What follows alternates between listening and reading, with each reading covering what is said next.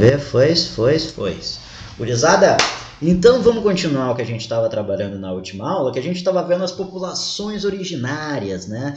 O que a gente mais viu dentro desse processo das populações originárias? Se eu não me lembro, a gente estava comentando sobre como viviam essas diversas etnias, né? A gente trabalhou que essas populações, na realidade, elas não estavam vinculadas a um único e uníssono, podemos dizer, uma única figura generalizada, que é a figura do índio, né? Que é o que nos ensinam normalmente dentro da escola, um fator extremamente culturalizado e ocidentalizado dentro da nossa cabeça. Que é essa figura do índio, do cocara, que todos são iguais e que todos não podem ser civilizados. Eu não gosto muito da palavra civilizado, mas que não podem utilizar tecnologias e que todos falam a mesma língua, que todos são índios. Não, muito pelo contrário, a gente tem diversas etnias dentro do Brasil, cada ela, música da Xuxa, e exatamente, ou também da Ivete Sangalo, aquela do estava numa ilha perdida e deserta, o meu amor é canibal, tudo isso, o índio queria pita, essas coisas, tudo que a gente vê nos carnaval da Bahia e na Xuxa também. Tem bastante esses estereótipos, né, generalizantes e extremamente eurocêntricos da visão sobre essas populações indígenas. Como a gente trabalhou com várias coisas na última aula, eu queria retomar só essas últimas que a gente trabalhou. Em grande parte, essas populações praticavam, então, agricultura de subsistência. Se lembrem qual era o alimento que a gente vai ter nas populações brasileiras, desde lá do norte até o sul do Brasil, dessas populações indígenas, e que até hoje, nos pratos dos brasileiros, é muito comum. Inclusive, acabei de comprar ali, desci agora para comprar no supermercado e comprei. O que é esse alimento, gurizada? O alimento típico do Brasil. Não aipim necessariamente, a farinha do aipim, a farinha de mandioca, certo? Que vem da mandioca, mas tudo bem, é isso aí. Então, principalmente a mandioca que vai ser estabelecida, mas outras coisas como a abóbora, o feijão, pimentas, amendoim, vários alimentos que vão se estender por todo o território brasileiro, certo?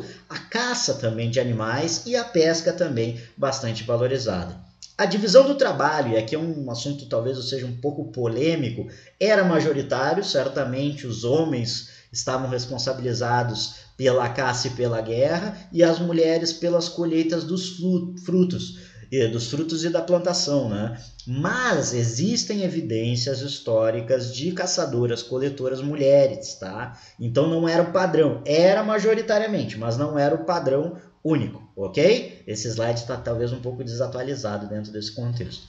Confrontos bélicos dentro de uma lógica que a gente vai chamar de ciclo de vinganças, ou a famosa guerra das vinganças, que a gente comentou na última aula, que é aquele ciclo da vendetta, muito semelhante da vendetta da máfia italiana, né? Essa ideia de que, por exemplo, um indivíduo de um outro grupo é capturado e morto, e aí vai ser realizado esses rituais não a vendetta, sim, mas esses rituais de antropofagia, e o outro grupo, em outro conflito, vai realizar uma vingança capturando um elemento da outra tribo, e isso vai sendo cíclico, isso vai movendo essas sociedades dentro desse contexto, nesse ciclo de vingança. E dentro desse ciclo de vingança vai estar muito focado essa ideia da prática ritualística da antropofagia. Gente, aqui muito importante, gurizada, jamais se confundam que antropofagia é canibalismo. Canibalismo é quando tu te alimenta por fome, certo? Tu come alguém da tua mesma espécie para matar tua fome, certo? E não era o que era realizado por essas populações indígenas. Eles eram antropófagos, eles se alimentavam por questões ritualísticas, principalmente nesse aspecto da guerra de vingança. Beleza? Grandes guerreiros eram os principais alvos de captura e de rituais de antropofagia. Normalmente, os caras que eram mais ninguém, assim, Zé Ninguém, da tribo, da etnia, eles eram relegados a fazer normalmente serviços das crianças, que eram responsabilidades das crianças ou das mulheres. Isso era uma forma de humilhação. Inclusive, tu não ser comido, podemos dizer dessa forma, era uma forma de ser humilhado perante a sociedade, certo? Então, Como disse, eu dei uma aula uma vez para uma gurizada, o negócio era tu ser mal guerreiro, tu ser um qualquer, tu ser um fudido, alguma coisa do tipo, porque provavelmente tu não ia ser comido e ia fazer um trabalhinho mais de boa, não de boa, mas ia fazer um trabalhinho vinculado aos outros aspectos, não ia mais guerrear esse tipo de coisa, certo? Mas a gente tem que ver que também é a visão de outro momento, né? Não podemos ser anacrônicos. Então, para essas populações, esses elementos eram extremamente importantes. Aqui eu coloquei para vocês o relato de um dos cronistas mais famosos que a gente vai ter dentro desse período, que é o período da colonização, que é o Hans Staden, tá? Ele é um alemão que vai ser um degradado aqui do Brasil, e o Hans Staden foi capturado por uma tribo de Tupinambás, se eu não me engano, Tupinambás. Foi capturado por uma tribo de etnia Tupinambá, e ele vai relatar esse tempo que ele ficou dentro da tribo. Depois ele consegue. Tem até filme do Hans Staden, e é um livro fantástico, gurizada. Na real, assim, vale muito a pena ler, porque os relatos dele são muito fera. E aqui a gente tirou um trecho para vocês verem como é que era esse processo do Hans Staden. Esse desenho não é do Hans Staden, tá? É do Levi, não me lembro sobre o sobrenome dele, alguma coisa assim. João de Levi, Jean de Levi, alguma coisa assim. Esse desenho é do Jean de Levi. Eu acho que sim, tenho quase certeza. O desenho, sim, tenho quase certeza que é. Aí eu vou falar, querem? Alguém quer ler? Ou leio eu? Ou lê meu amigo Marcelo, sabe? Marcelo é declamador, né? Marcelo é trovador. Quer ler, Marcelinho? Lê pra nós aí, Marcelinho. Eu não tô com violão aqui pra nós fazer um tum.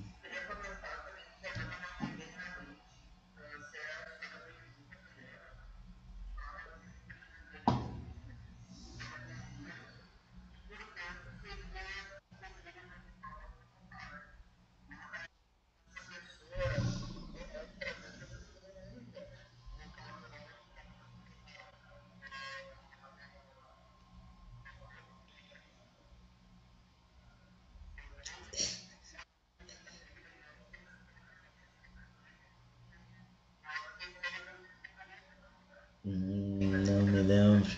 Porque o próprio.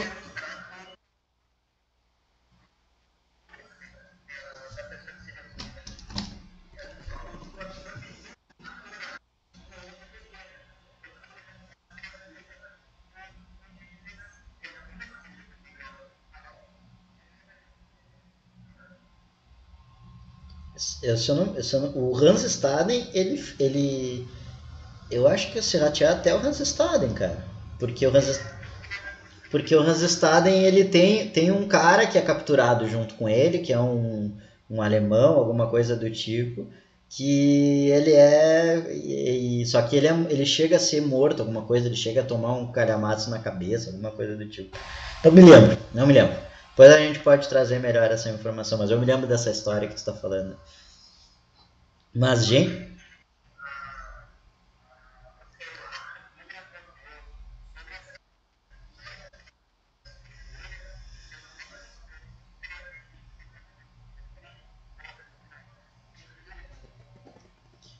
quer ler aí pra nós, Marcelinho? Fazer a dita aí pra nós.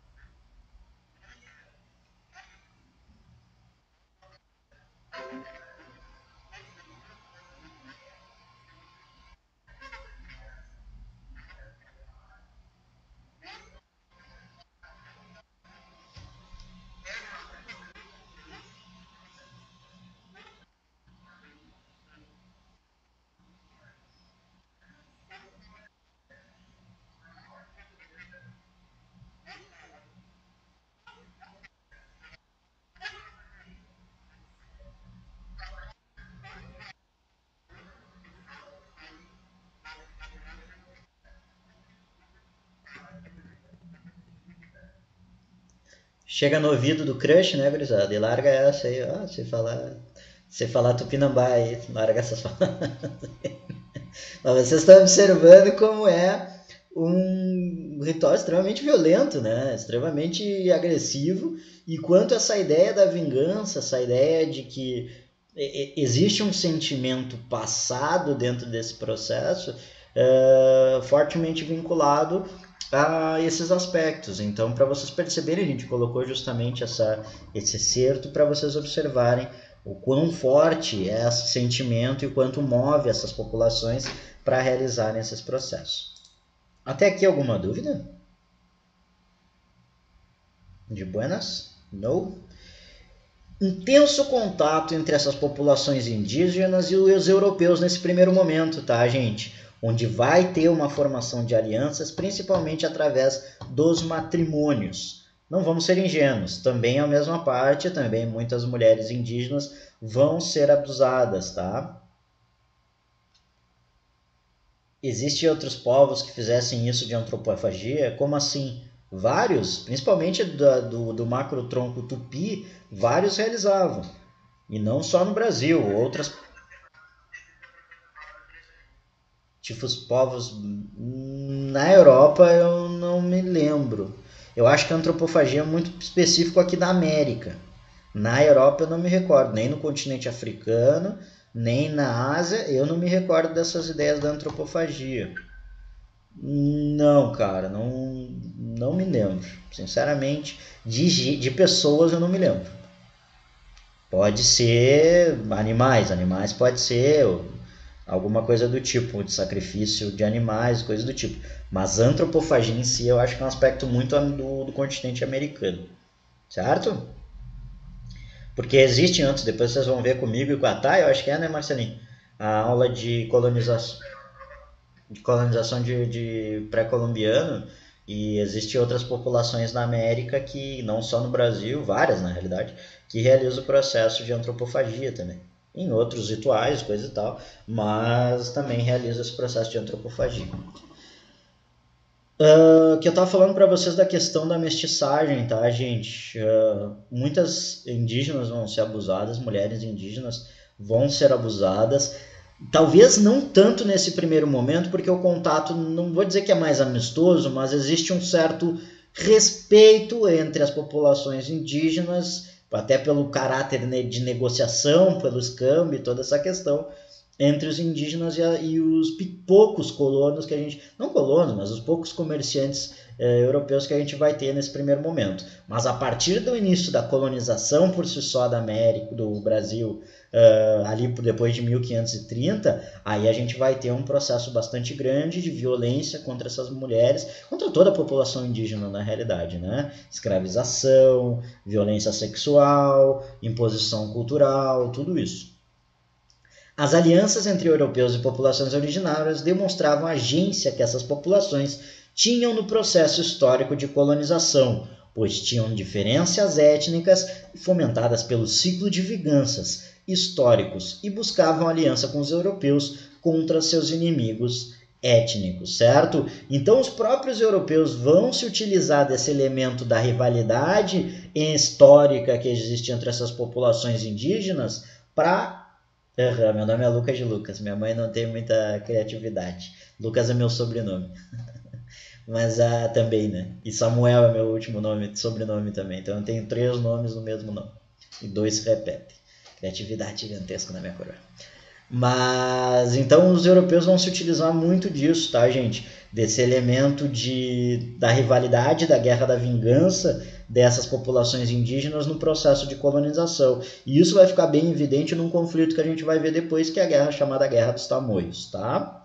Mesmo posteriormente, com o processo da evangelização das populações originárias, há a manutenção de diversos elementos religiosos através do processo de sincretismo religioso. Certo, gente? Talvez sincretismo é uma palavra que hoje eu não utilizaria quando a gente fez esses slides há 1 ano, 2 anos atrás. Tá? Hoje eu já tenho uma visão um pouco diferente da ideia do sincretismo.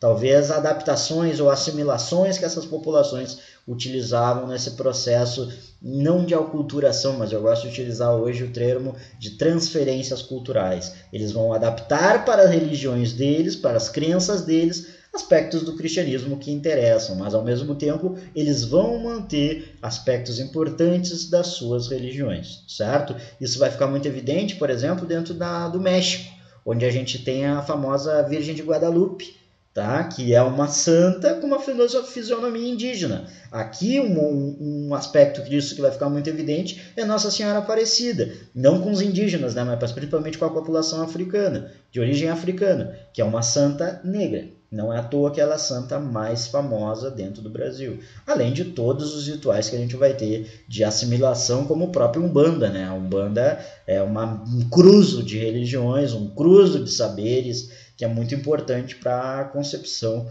do pensamento dentro do Brasil. Belezinha? Podemos passar? Alguma dúvida? Falem comigo, conversem comigo. Vocês sabem que eu sou carente. Né, Marcelo? Marcelo sabe que eu sou carente. Marcelo é meu amigo faz 10 anos.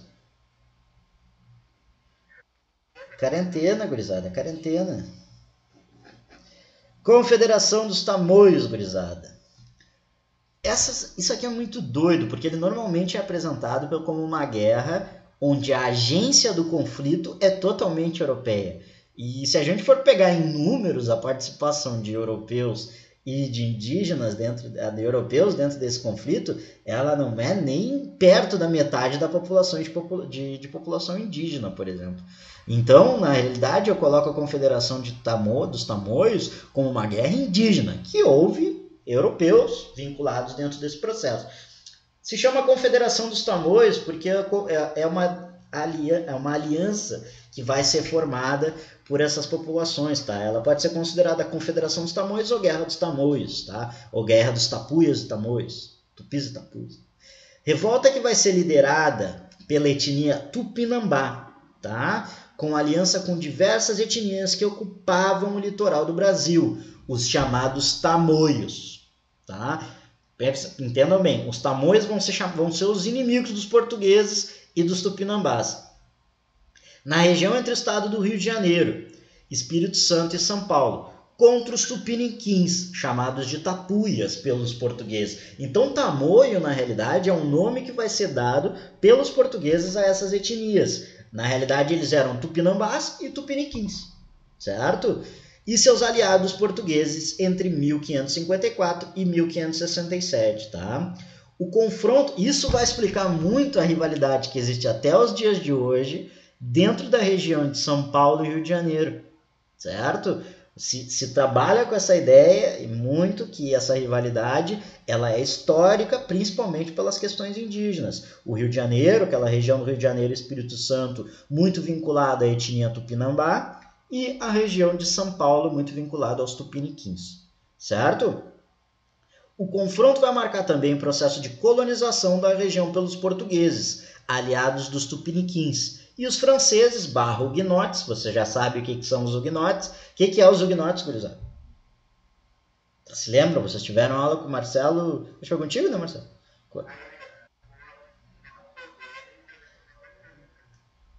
Ah, eu não acredito. Eu não acredito. Marcelinho, depois tu vai... Ah, muito bem, salvou o emprego do Marcelinho. Já ia pedir para ele passar no RH depois. Passar no RH do Educa. Tá? Salvou o emprego do prof. Não, gurizada, tô brincando. Sim, os huguenotes eram protestantes, mais específico calvinistas, tá? É uma vertente do calvinismo, ok? Que vai ser majoritário na França, certo? O estabelecimento da colônia da França Antártida na Baía do Guanabara, em 1555, pelos franceses huguenotes, interessados na extração do pau-brasil. O que acontece? Pelas guerras que a gente vai ter religiosas na Europa, os huguenotes vão buscar elementos, os huguenotes específicos, tá, da França, vão buscar locais para colonizar e criar esse novo espaço huguenote, digamos assim. E eles vêm para o Brasil, se estabelecem na Baía do Guanabara e começam a extrativizar o pau-brasil. Num primeiro momento não dá nada, mas no segundo momento, como a gente vai ver posteriormente com o Marcelinho, isso vai gerar um furduncinho, tá? Vai gerar uma tretinha. E aí esses caras vão começar a guerrear com os portugueses, porque os portugueses querem expulsar, teoricamente, pelo Tratado de Tordesilhas, esse território é dos portugueses, certo? Então vai ocorrer esse conflito principalmente por essa questão. O conflito foi gerado sobretudo pelas rivalidades existentes entre as etnias fomentadas pelo ciclo de vinganças. Então veja, a gente tem dois aspectos aqui que vai fomentar essa guerra. Mas o principal, gente, é a guerra de vingança, não é o pau-brasil. O pau-brasil ele vem como um aspecto que é de interesse dos portugueses e dos europeus, mas a guerra já acontecia entre essas duas populações. Então, o que vai acontecer? Os Tupinambá vão se aliar aos franceses para expulsar os tupiniquins dessas localidades, e os tupiniquins vão se aliar aos portugueses para expulsar os franceses e os tupinambás. O interesse mercantil evangelizador na região, que levou a uma série de capturas de indígenas de ambos os lados para serem escravizados por portugueses, lembrando que indígenas que eram de tribos rivais aos aliados portugueses poderiam ser escravizados, podemos dizer assim, legislativamente poderiam realizar isso.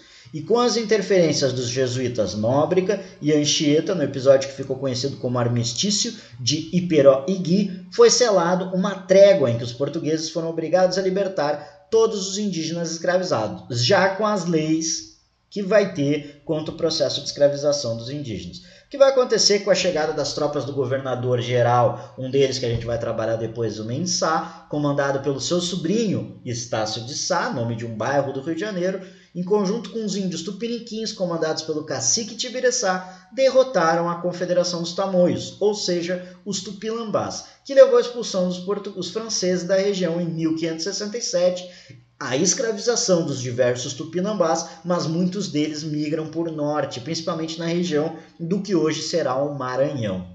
Estácio de Sá, então, vai fundar na região de Guanabara a cidade de São Sebastião do Rio de Janeiro. Então, todo esse conflito, o que vai gerar? Principalmente a expulsão dos franceses e a fundação da cidade que a gente conhece, cidade maravilhosa, de São Sebastião. Vocês sabiam que a cidade de Rio de Janeiro se chama São Sebastião do Rio de Janeiro, em 1565.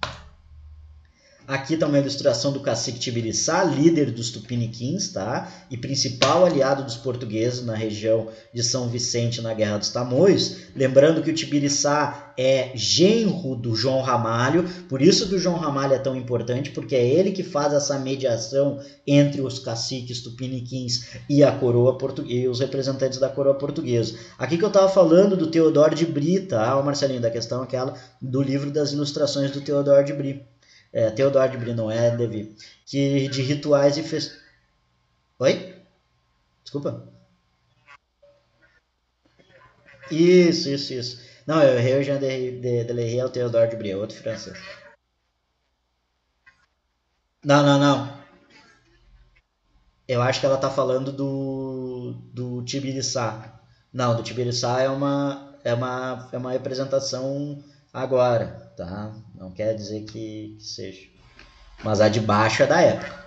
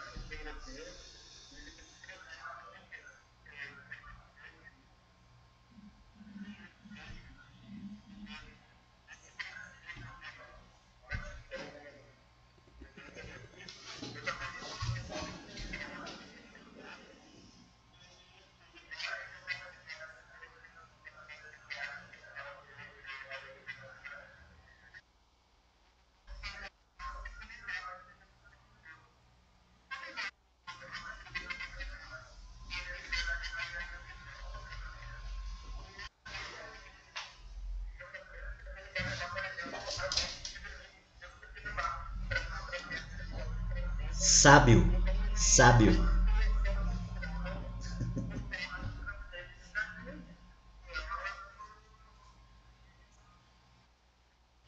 Pena que eles não levaram banho, né, gente? Porque também uma cultura indígena e lá não foi muito utilizado. Isso. Não foi rapado, não. Isso mesmo, não foi rapado. Pode ser um pouquinho dessa ideia. Mas, gurizada, podemos seguir então? Ah, me deu até o frio agora um pouquinho. Agora, eu terminei, né?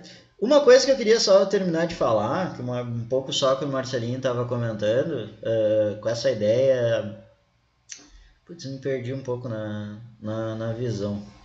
Ah, tem vários desses cronistas, não é só franceses, tá? Porque é um momento onde existe esse espírito, podemos dizer assim, de grandes viajantes, de grandes. Então tu vai encontrar vários, gente, vários. Tem uns muito massa. Tem o Cabeça de Vaca, por exemplo, que daí é da América Espanhola, assim. E, cara, o Cabeça de Vaca, a história dele é uma loucura, velho. O cara, tipo, porque a Flórida, por exemplo, que é a Flórida hoje, inclusive o nome Flórida é um nome espanhol, né? Mas a Flórida era a possessão espanhola e ele desce na Flórida. O cara, ele. Cara, é muito doido. Eu sei que ele vai pra Flórida, é preso, ele acaba chegando no Paraguai e ele é um dos primeiros colonizadores da região do Rio da Prata, assim. Então, tipo, é uma loucura, assim, a viagem dele, assim, é muita loucura. Então, vale muito a pena vocês conhecerem. Eu, particularmente, gosto muito do período da colonização, tá? Talvez seja o período da história que eu mais gosto. Porque é muito doido tu imaginar isso, gente. É como se hoje em dia, sei lá, os indígenas viessem um ET, velho. Do nada aparecem uns caras. É um choque cultural gigantesco. É populações que não tinham contato há, sei lá, 10 mil anos, sabe? É muito doido te imaginar que isso está acontecendo nesse momento. Então é um período com muita riqueza, e é muito detalhado, assim. Óbvio, tem muitos estereótipos, e aí é isso que nós, como historiadores, a gente tem que perceber quando faz história, né? Quando faz história, quando estuda história, é retirar dentro desses relatos os aspectos eurocêntricos das populações indígenas. Mas, cara, é muito massa, é muito doido te imaginar esse momento do contato, velho. Eu acho fantástico isso, porque, sei lá, pra mim é muito doido.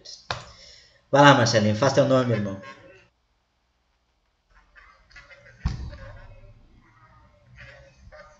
É, é muito.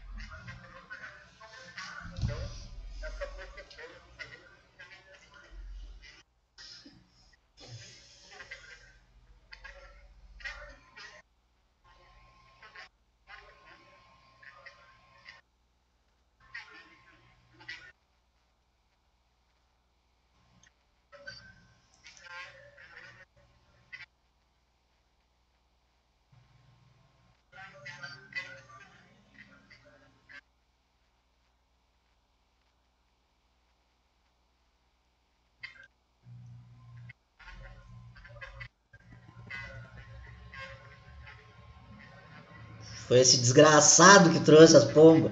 Que bicho do diabo, velho. Só podia ser português, né, velho? Ah, isso é xenofobia, a gente não pode fazer. Isso tá errado, mas é só isso é preconceito. Mas que ideia de merda. Que ideia de merda.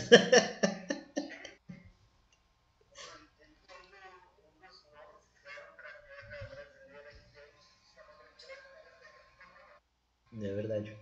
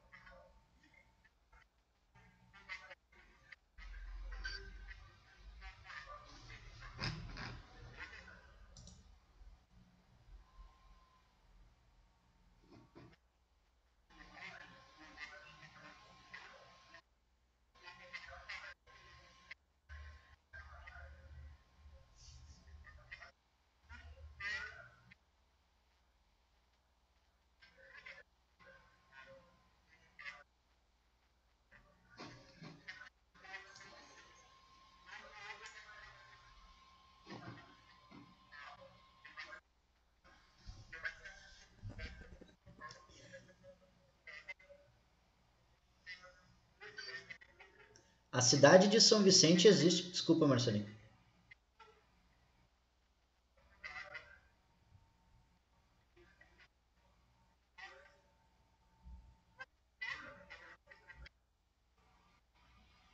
A cidade de São Vicente, gente. A cidade de São Vicente existe até hoje, tá? Ela não é São Paulo, depois a gente vai ver que é um processo diferente. São Paulo, na realidade, é um colegiado de padres jesuítas que vai ser criado depois. Mas a cidade de São Vicente existe até hoje. É ali na descida, é bem na entrada da subida para ir para São Paulo. Subida da Serra, aquele samba, aquele caminho da história que Roberto Carlos falou, a Estrada de Santos, né? Dentro daquela via, bem na subida da serra ali, é a chamada é a cidade de São Vicente, existe até os dias de hoje. Mas não é São Paulo, muita gente se confunde que São Paulo é São Vicente, ainda bem que o Marcelinho se lembrou disso.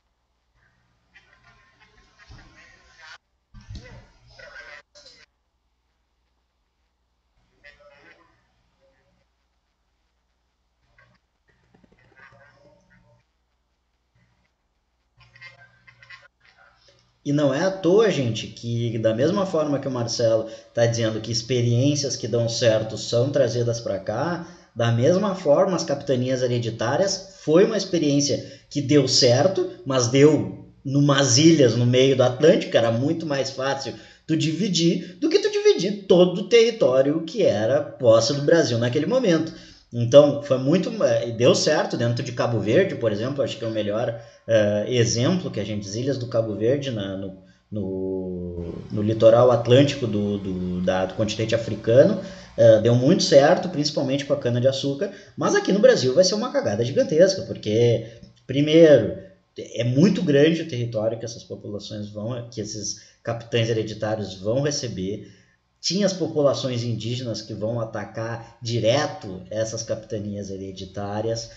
o crédito que foi dado foi mínimo para esses caras, eles tiveram que, em grande parte, ter colocado o próprio bolso. Então, todos eles saem falidos. O próprio Duarte Coelho, mesmo dando certo a capitania, o Duarte Coelho morre em falência, certo? Então, foi terrivelmente. Era, num primeiro momento, bom, e depois foi visto que foi uma grande cagada, na realidade, ter vindo para cá e feito essas capitanias hereditárias. Só para ficar mais evidente do que o Marcelinho falou ali, foram 17, tá, gente? 18 depois chega a ser as capitanias hereditárias. E pega bem isso, ó, ali nós estamos mostrando aqui um mapa, na realidade um mapa daquela época. Percebam, não é um mapa do Brasil, é um mapa do continente americano. E aqui, gente, aqui, olha, vejam como eles não sabiam ainda muito bem o território, proporções. Aqui é o Rio da Prata, ó. E não se sabia muito bem o que tinha para baixo, o que tinha. Olha a quantidade depois que era colocado. Totalmente o tamanho dos rios, a largura dos rios. Então, para vocês observarem como era doido. Aqui a gente botou uma fotinha do Duarte Coelho. É que tá meio ruim, né? Tá meio ruim. Tá meio ruim.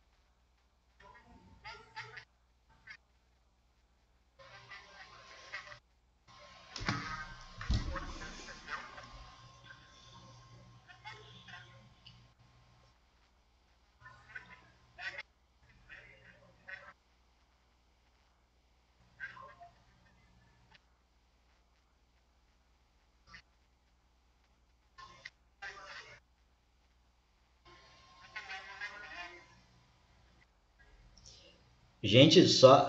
Bom, o próprio nome Rio de la Plata, né? O Rio da Prata porque escoa a prata. Mas o mais interessante de tudo isso é que o único porto que era permitido sair, porque não podia, era monopólio, né, gente? Não podia sair de qualquer porto da América a prata, né? O único porto que era permitido de sair era o porto de Cartagena, na Colômbia. E toda a prata que era escoada aqui por Buenos Aires, por essa região de Buenos Aires, era prata clandestina, era contrabando. Então, para vocês verem o que o Marcelo está falando é tão real. A quantidade de prata que tinha, que formaram um rio que escoavam prata, e grande parte dessa prata era contrabando, gente. Porque eles não podiam escoar prata pelo lado que era possessão portuguesa. Então, o que vai acontecer depois acho que até nas aulas que nós vamos trabalhar um pouco mais à frente, Portugal vai criar uma cidade na frente de Buenos Aires, para justamente pegar e roubar essa prata também, que é a cidade de Colônia de Sacramento. E como evidência, para rivalizar com a própria cidade de Colônia de Sacramento, Espanha cria uma cidade do lado, chamada Montevidéu. E aí vai dar um embrulho desgraçado dentro daquela região que vai se estender até o século XIX. Que aí o meu querido amigo aqui é mestre nisso, para saber sobre mais essa região, muito mais que eu. Mas olha a geopolítica toda que o Marcelo está comentando aqui para vocês. Inclusive o nome Montevidéu para mim é o nome mais incrível já feito de história para uma cidade da face da Terra. Eu tenho que contar essa Renan, também me permite, Marcelinho. Você sabe por que o nome Montevidéu, gurizada? Uma vez um colega meu da faculdade, que era uruguaio, me contou. E aí eu não sei se ele tá falando real, mas mesmo se não for real, gurizada, é muita criatividade, tem que dar crédito pelo bagulho. Porque é muito bem feito. O que, que é Montevidéu? É o Monte 6VI, o sexto monte de este a oeste, porque se escreve Montevidéu. Então Montevidéu na realidade é um mapa. É o sexto monte da esquerda para a direita, tu entrando pelo Rio da Prata. Então é uma localização criada. Cara, se não for real, puta que pariu. Desculpa o nome, desculpa os palavrões, mas, porra, não dá, né? Eu prefiro a mágica, prefiro que seja assim. É muito maravilhoso, cara. Isso é uma localização. Isso é maravilhoso, isso é surreal. E dizem que esse. Não, porque o nome não tem sentido mesmo. Não existe nada chamado Monte Vidéu, alguma coisa do tipo. E foi criada com esse nome como uma ideia de localização. É o mapa, na realidade. É um nome que eu acho muito curioso, assim. Buenos Aires é Buenos Aires mesmo, não tem muita coisa. E Colônia de Sacramento é essas porcarias que os portugueses também não tinham muita criatividade para fazer. Mas era isso, vamos passando. Desculpa tirar teu. Cisplatina? Isso. Isso, exatamente.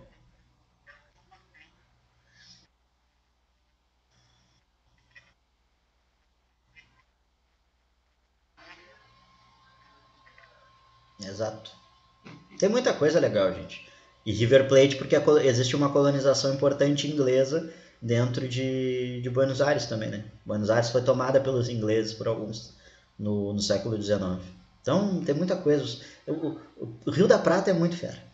A região do Prata é muito massa de estudar. É muito massa mesmo. Aqui, ó. Diretamente. Aqui, Marcelinho, acho que fica melhor para eles, evidente para eles, ó. Das capitanias. Para tu mostrar para eles.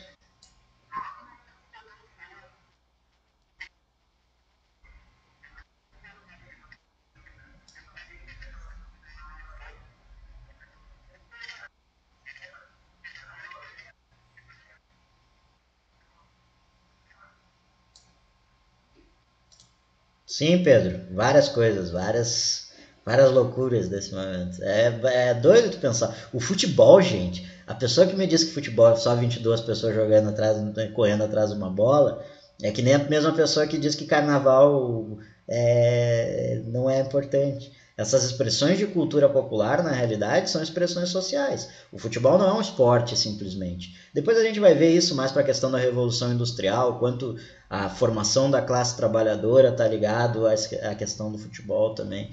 Então, na realidade, tudo isso são elementos extremamente importantes. A gente tinha uma cadeira letiva dentro, que é a história social, né, do futebol, né, Marcelinho? Tu fez? Ah, o professor não curtia muito, mas o Marcelo, não sei se fez, quer dar uma. Eu não fiz a cadeira, mas tá tudo a ver, né? História social do futebol, sobre a sociedade, sobre essas pessoas que estão lidando. Fala aí pra nós, Marcelo.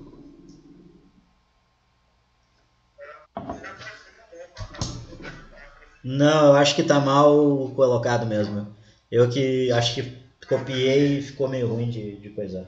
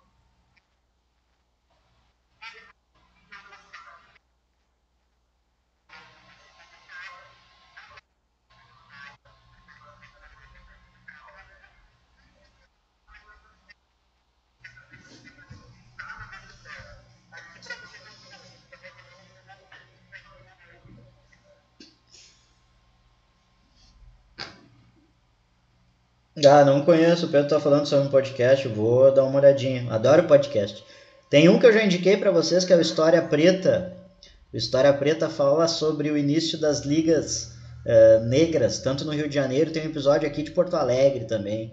Nós temos um professor, até um dia a gente pode conversar sobre isso, a famosa Liga da Canela Preta, que é, cara, incrível a história, que eram os campos de ligas negras de Porto Alegre. Porto Alegre e Grande Porto Alegre, na realidade, não é só Porto Alegre.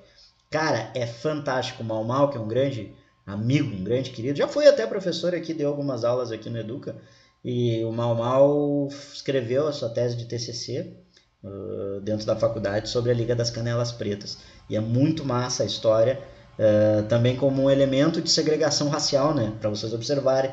Futebol também é um elemento que está diretamente ligado a um estereótipo racista, né? Mesmo em momentos de lazer, o futebol se torna um aspecto interessante. Ele faz várias análises nessa história preta que é bem interessante sobre o futebol. A própria ideia de por que, que o Pelé, por exemplo, era uma pessoa que não, que podemos dizer assim, não se não falava durante a ditadura, por muitos momentos se trabalhava que o Pelé foi uma marionete da ditadura e coisa e tal, e ele faz uma análise bem interessante sobre esse aspecto racial dentro do futebol. O futebol, cara, é muito massa. Estudem futebol, o futebol é muito mais que 22 pessoas correndo atrás da bola. Além de ser um jogo perfeito, né? Eu particularmente amo de paixão, mas o futebol também é um elemento social muito importante. Tu vai falar especificamente cada um? Quer que eu fale? Tá, tá.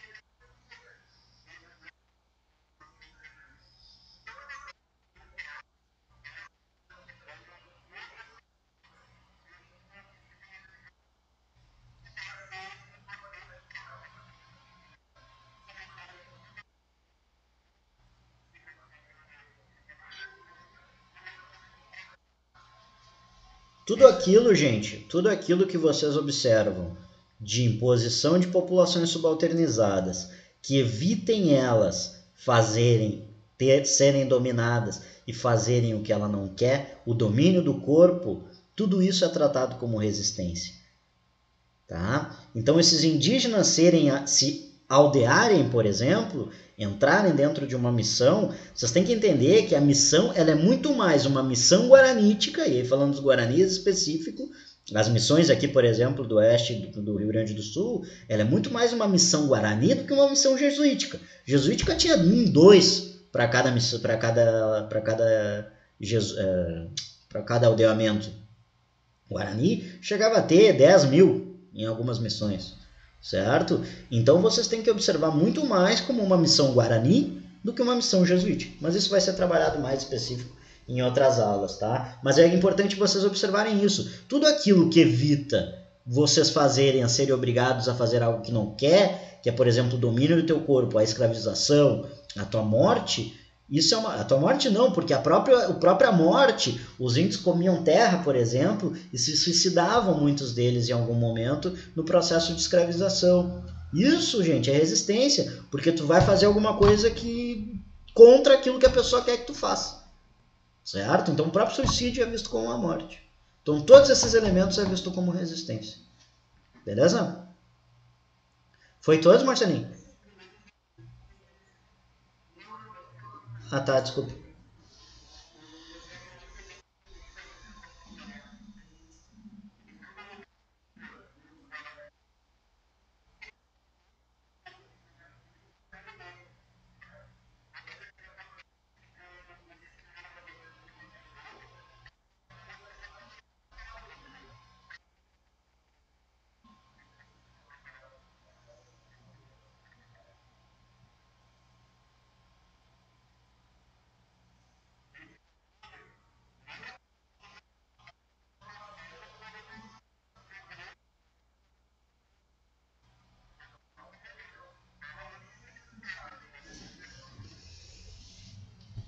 Salvador.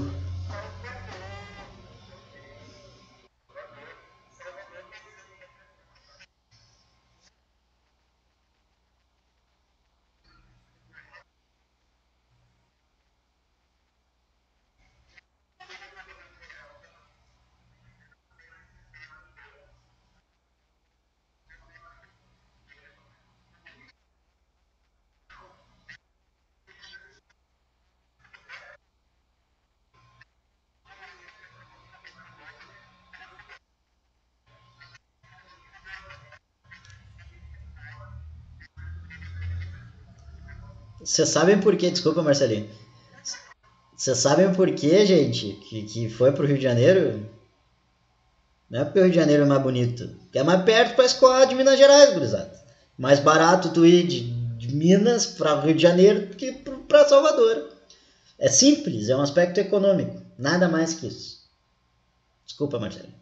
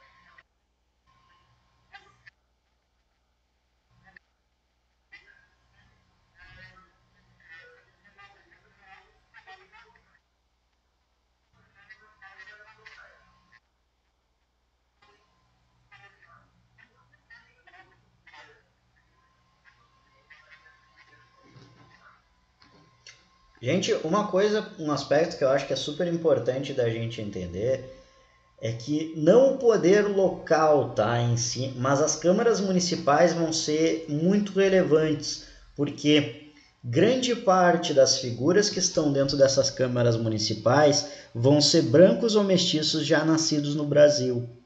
Tá? Então é um aspecto, a Câmara Municipal vai dialogar muito, obviamente tem essas diferenças com o Cabildo dentro da América Espanhola, tá? Só que o Cabildo dentro da América Espanhola ele vai ter um protagonismo um pouquinho maior, podemos dizer assim, até pela extensão do Império Espanhol. Mas a Câmara Municipal é um dos locais onde grande parte das rebeliões do Brasil vão ser fomentadas. As rebeliões citadinas, as revoltas que vão iniciar no Brasil, grande parte delas vai estar vinculada a essas câmaras municipais, porque era o poder local, era o poder dessas localidades, certo? Grande parte, inclusive, governada por já brasileiros. Dá para se trabalhar com a ideia de nacionalidade brasileira, mas brancos nascidos, brancos ou mestiços nascidos aqui no Brasil e não português.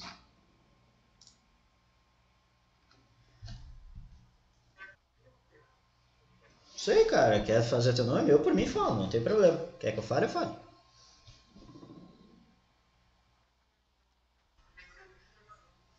Tá, vamos nesses últimos 10 minutinhos então, fechamos, e daí na aula que vem a gente começa. Isso. 9h10 a gente termina, pode ser, gente? E aí a gente faz cana-de-açúcar, escravidão, resistência semana que vem, pode ser? E aí nós estamos. Então tá. Gente, União Ibérica. O que que é ibérico para começar? O que que é ibérico? Onde é que vocês já viram essa palavra ibérica?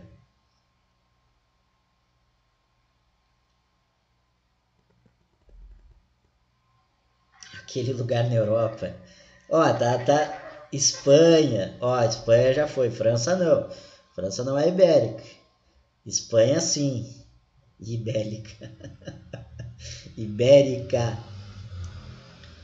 Gente, existe um local do mundo que se chama Península Ibérica.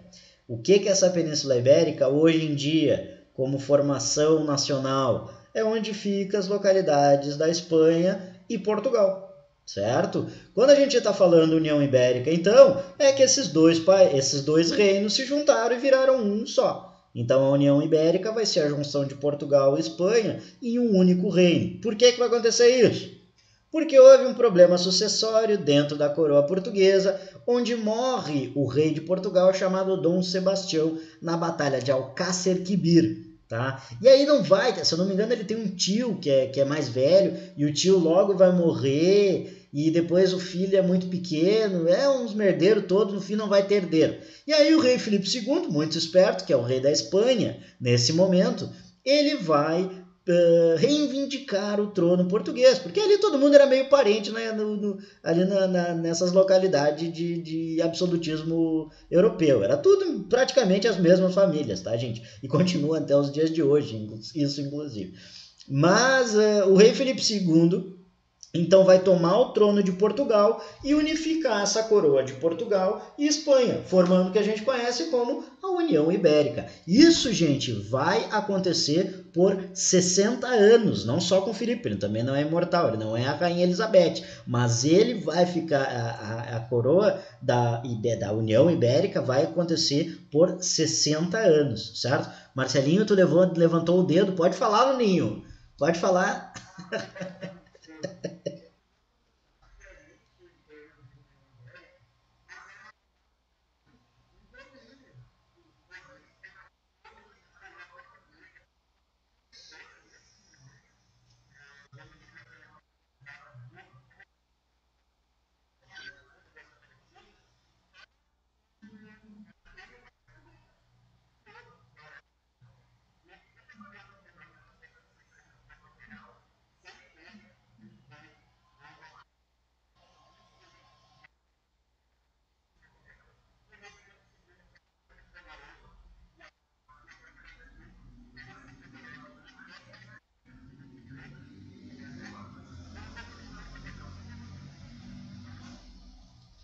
Gente, só que existe um tratado entre Portugal e Espanha, que a gente viu lá no início do período da expansão marítima, que é o chamado Tratado de Tordesilhas. Só que pensa comigo, se o Tratado de Tordesilhas é um tratado que divide os reinos da Espanha e Portugal, as possessões desses reinos, se a gente está unindo os dois reinos, para que existir tratado? Não tem sentido. Não tem sentido ter tratado se os dois são o mesmo reino nesse momento. Então, o Tratado de Tordesilhas, teoricamente, vai deixar de existir durante esses 60 anos, tá?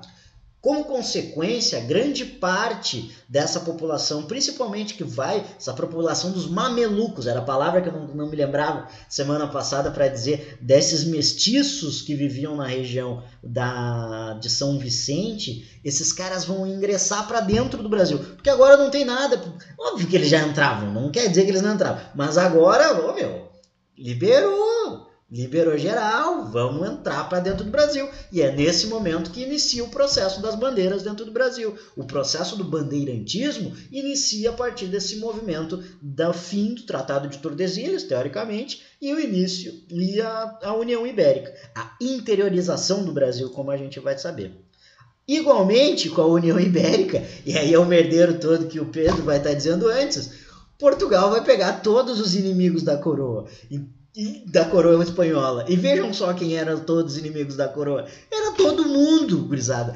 Se tem um reino que era odiado dentro da Europa, era a Espanha. Todo mundo odiava a Espanha praticamente porque era o reino mais poderoso nesse momento, por causa principalmente da prata de Potosí, que a gente tinha visto anteriormente. Então, o Brasil vai ser invadido, a geral vai começar a invadir o Brasil. Principalmente, a França já tinha feito os merdeiros antes, mas agora outros países super importantes, como países não, reinos importantes, País Baixo não é nem reino, república, tá? Mas essa república meio que ninguém sabe explicar o que é os Países Baixos, que é ali Holanda, Bélgica, Flanders, uma galera ali. E essa gurizada vai invadir, e é nesse momento que a gente vai ter o que a gente chama de Brasil holandês, porque a Holanda, que era inimiga da Espanha e ricocheteou na coroa portuguesa, a Holanda vai invadir não só o Brasil, mas invade, por exemplo, a principal colônia portuguesa, o principal entreposto escravista português no continente africano, que é Luanda. Certo? E Luanda vira também posse da Holanda, certo?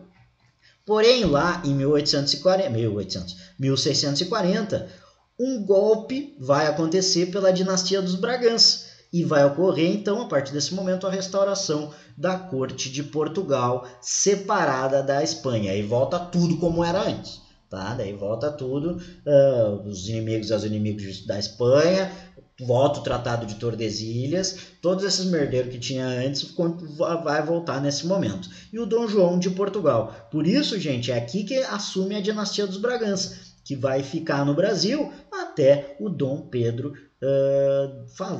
Dom Pedro, na realidade, vai ficar até a República Brasileira, né? Até a proclamação da República, porque Dom Pedro II era um Bragança também.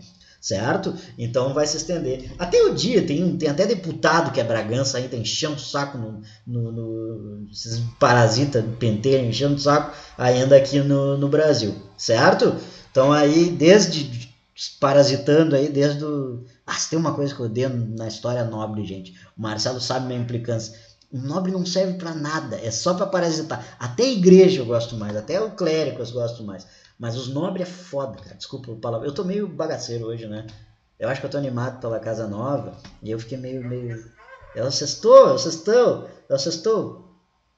Eu detesto, velho. Detesto. Eu amo aquela página do Facebook, o Jean-Pierre. O Robespierre guilhotinou foi pouco. Eu detesto nobreza, gente. Sou um parasita desgraçado. Mas, bueno, pra terminar, gurizada, vamos falar sobre... Fale.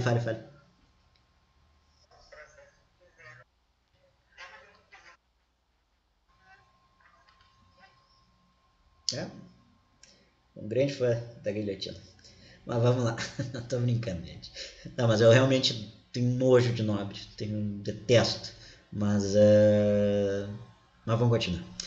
Gente, falar rapidamente para vocês sobre as invasões estrangeiras, tá? As invasões holandesas, muito a gente já trabalhou aqui com a questão da União Ibérica, tá? Mas eu queria trabalhar que existem outras invasões que vão ser importantes, tá? Bom, a França Antártica, a gente já tinha falado para vocês, que é essa invasão dos huguenotes na região da Baía do Guanabara, que fundaram o Forte Coligny, que eu não sei onde é que é, não é o Forte de Copacabana, tá? É outro forte. Forte Copacabana, se eu não me engano, os portugueses fizeram para atacar posteriormente os espanhóis. Não me lembro, tá? Vou estar mentindo para vocês, inventando para vocês. Então eu prefiro não falar.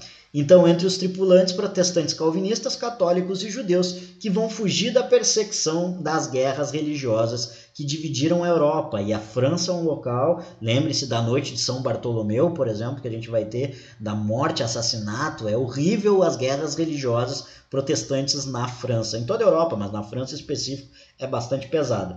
Quando esses huguenotes vão ser expulsos da França Antártica, eles vão grande parte, ali no início do século XVII, eles vão para o norte do Brasil, na região que a gente vai ficar conhecido como Maranhão, que é Maranhão, na realidade, a pronúncia que eles vão trabalhar. Inclusive, o nome da cidade, que é a capital do Maranhão até os dias de hoje, é São Luís, em homenagem ao rei da França, rei Louis. Certo? Rei Luís da França. Não sei qual é o nome, qual o número, né, do Luís, né?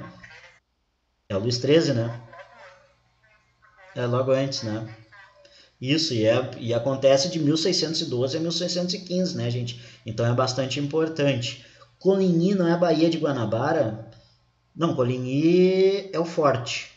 Mas é isso que eu te digo, não sei se é o forte. Não me lembro se tem forte no Guarani. Eu fui muito novo para o Rio de Janeiro, agora tenho viagem marcada para o fim do ano, que na realidade estava marcada para antes da pandemia, que eu não pude ir, e agora eu marquei agora para o fim do ano. Daí eu trago a resposta para ti, Pedro. Se é lá ou não, vou passar, conseguir de férias uma semaninha, de graças ao bom, sei lá quem, uma semaninha no Rio. Mas bueno, gente. Invasões holandesas. Cara, vocês têm que entender que as invasões holandesas ela não é feita por um exército pago de um reino. Primeiro que não existe esses nacionalismos que a gente trabalha, tá, gente? Isso tem que tirar um pouco da mente de vocês. Não existe, olha, a França, meu país maravilhoso. Não, era praticamente, tu era servo desse grande rei absolutista, e se tu estava dentro do Estado, tu tinha que dançar a dança desse Estado. Entendeu? Então, dentro desse momento, o que a gente conhece como a Holanda, a Países Baixos, ou qual é o outro, Netherlands, Zelândia, todos esses, eu não me lembro como é que tem um outro nome. Batávia, que eram vários reinos unidos, não lembro. Cara, é que quem invade na realidade o Brasil é uma empresa. É uma empresa que é a Companhia das Índias Ocidentais, a WIC, tá? Que é em holandês e, o holandês aqui não vai, não dá, não tem como. E essa Companhia das Índias Ocidentais vai dominar a região de Salvador primeiro, entre 1624 e 1625, e depois a região da capitania de Pernambuco, que era a mais lucrativa do Brasil por causa da cana-de-açúcar, entre 1630 e 1654. Mas é isso o mais importante, gurizada, vocês entenderem que quem invade o Brasil não é a Holanda, quem invade o Brasil é uma empresa, certo? Que praticamente comandava a Holanda. Essa mesma empresa aqui da Companhia das Índias Ocidentais é a que vai fundar outras cidades por toda a América, inclusive uma cidade que leva o nome inicial da principal cidade da Holanda, que é Amsterdã, a cidade de Nova Amsterdã. Você sabe onde é a Nova Amsterdã nos dias de hoje? Depois ela vai ser conquistada pelos ingleses e vai receber o nome de uma cidade inglesa. Você sabe onde é a Nova Amsterdã nos dias de hoje? Não tem Amsterdã. Não é Istambul. Nova York, gente. Nova York é uma cidade de origem, inclusive tu pega os nomes da cidade, é uma cidade de origem holandesa. Os primeiros povoamentos de Nova York na ilha de Manhattan, que é um nome indígena, mas, por exemplo, Harlem é um nome holandês, certo? É uma cidade de origem holandesa, que depois vai ser conquistada. Tem um livro muito interessante sobre isso, que não me lembro o nome, mas eu trago na última aula, eu tenho ele aqui, que é um livro de um jornalista, mas parece um jornalista bem sério, que faz uma pesquisa bem séria, sobre essa história inicial de Nova York, que é muito pouco contada. A própria Wall Street era a rua onde ficava a muralha, Wall Street, Wall, que é muralha, Street pelo meu inglês, né, não é muito forte, mas Wall Street é a rua da muralha, que era a muralha do forte holandês, tá? Criado pelos holandeses. Certo, gente? Então, fale, fale, Marcelo.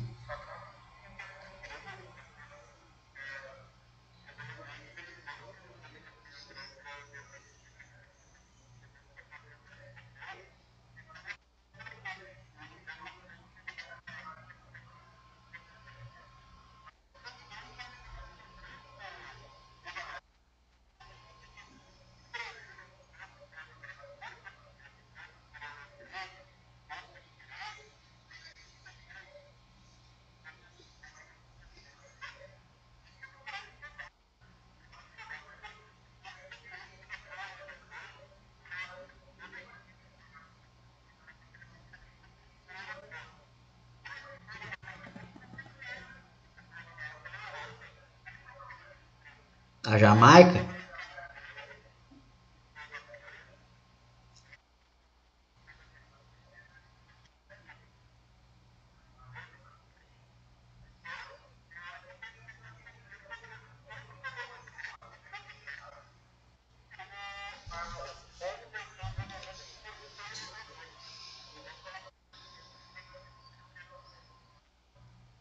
Perfeito. Não, perfeito, perfeito. Isso é muito. Isso que o Marcelo falou é realíssimo, gurizada. A gente tem que tirar essa ideia. O horror não é quem vai nos colonizar. O horror é ser colonizado. Ah, mas por que que deu certo, então, na parte da América do Norte ali? Primeiro, porque não era economia de plantation. A escravização e a processo colonial ela foi deixada um pouco de lado, podemos dizer assim, nas colônias do norte. Tá? Nas colônias do norte da Inglaterra, do que é hoje os Estados Unidos, né? Elas foram deixadas muito de lado dentro desse circuito mercantilistas, certo? E puderam se desenvolver autonomamente, podemos dizer assim. É só tu observar, por exemplo, e vocês vão ter aula com a Julian e com a Manu quarta-feira agora, as colônias do sul dos Estados Unidos. As colônias do sul dos Estados Unidos são subdesenvolvidas. Tirando a Flórida ali, que daí tem um outro processo de colonização, mas ali tu pega toda a região do Mississippi, toda a região Atlanta, a Geórgia, as Carolinas do Sul, toda essa região aí é extremamente pobre, não é extremamente pobre, mas é subdesenvolvida em comparado ao resto dos Estados Unidos, certo? E sistema de plantation, que é uma coisa que a gente vai ver na próxima aula. Aqui, gente, só para falar para vocês do Nassau, eu acho interessante a figura do Nassau, para a gente terminar, que a figura do Nassau, gente, deixa evidente isso, como não é uma questão, os holandeses vieram colonizar. O Nassau era alemão, gurizada. Ele era um empregado da Companhia das Índias Ocidentais, certo? Foi um dos principais, foi um grande governante, mas ele foi um manager, um CEO, podemos dizer assim, hoje nesse vocabulário, podemos dizer dessa forma, empreendedor. Mas ele foi, e durante esse período, ele fica aqui durante praticamente 7 anos, ele traz uma modernização para essa região. Por isso que também se cria muito esse aspecto. O Rio de, a Recife de Nassau, não era Recife, né? Olinda de Nassau, essa região toda vai ser extremamente desenvolvida. É que Nassau foi um grande governante, tá? Muito mais porque ele era pago para fazer isso do que qualquer outra coisa, que ele era um funcionário. Nassau era funcionário da Companhia das Índias Ocidentais. Certo, gente? Alguma dúvida ficou? Acho que era isso, né, Marcelinho? Aqui para vocês verem aqui, ó.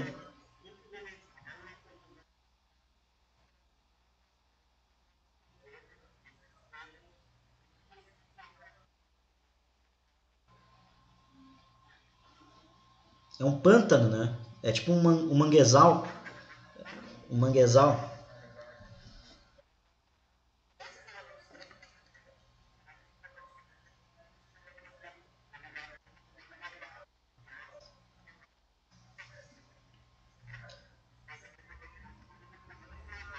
Os judeus.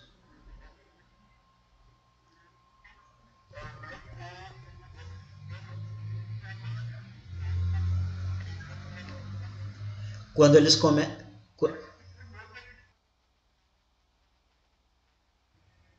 Isso. Como exemplo, gente, do que vai acontecer quando começa, porque quando entra em crise esse processo da Companhia das Índias Ocidentais, os próprios colonos, os próprios moradores da região de Pernambuco, eles não estavam nem aí se Portugal perdeu essas terras, não existia essa ideia de nacionalidade. Eles eram para quem era mais lucrativo para eles. E no início, a Companhia das Índias Ocidentais para eles foi muito boa. Grande parte desses produtores de cana-de-açúcar da região ali de Pernambuco estavam lucrando. No momento que começou a Companhia das Índias Ocidentais a apertar o cerco com eles, aumentar impostos e coisa e tal, que aí se iniciou o processo da expulsão dos holandeses dessa região. Então não tem nada nacionalista nisso. Muito pelo contrário, é muito ligado à questão econômica nesse aspecto. Beleza, gente? Alguém ficou com dúvida?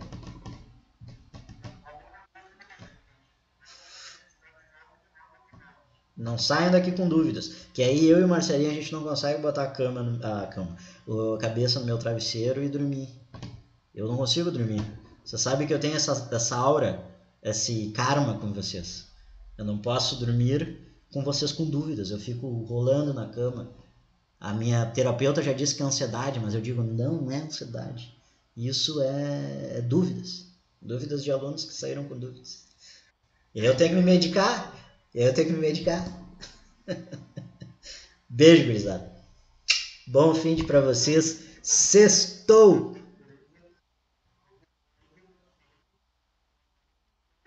Sextou. Não, valeu. Bom fim de galera. Quarta-feira, Prof. Manu e Prof. Julian. E sexta que vem eu e Marcelinho de novo pra gente terminar esse conteúdo maravilhoso aí com cana-de-açúcar, escravidão e resistência. Vejam só o aulão extremamente importante semana que vem, hein? Falem pra geral, não pode perder. Semana que vem o sextou vai estar pesado. Pesadaço. Tá, gurizada? Beijão. Ah, beleza, tá. Eu vou mandar um link esse fim de semana para vocês ainda do simulado do Me Salva, tá? Para vocês ficarem espertos. Qualquer dúvida daí que vocês tiverem no simulado, vocês me chamam. Beleza? Beijo.